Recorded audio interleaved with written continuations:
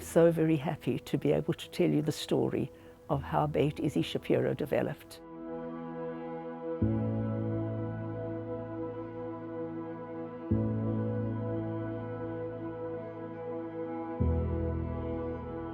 I'm Naomi Stuchiner. I'm the youngest daughter of the late Issie and Lucy Shapiro. Being part of the Beit Issie family is the biggest part of my life.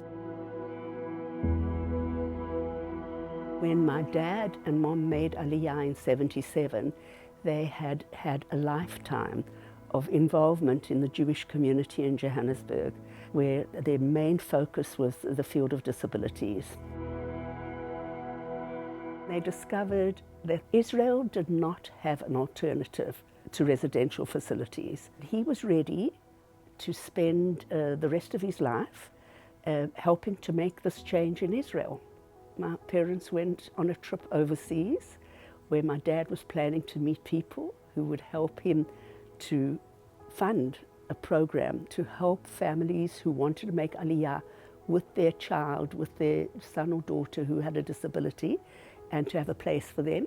He spent 2 weeks and then got on a flight to LA, and he had a heart attack on the flight at the age of 65, and he passed away. And while we were sitting Shiva, we already started to meet with people who were in the field of disabilities in Israel and started to think about how we could make his dream a reality. We know that every parent wants to look after their child. And if the parent has got a child with a disability and it's so much harder, then we have a responsibility to provide those services. And that's where Beit Issie Shapiro came in. We presented a model where we would work with the children, and we would see, by providing a multifaceted program of different therapies, working with the child and working with the family, that we would be able to intervene in many ways. These kids are losing the most important time of their lives for getting active intervention for them to be able to develop and grow. What could be more wonderful? We started off with 16 children in a little house in Herzliya, and we developed these innovative services, the hydrotherapy, the assistive technology, the snoozelen, the multisensory room.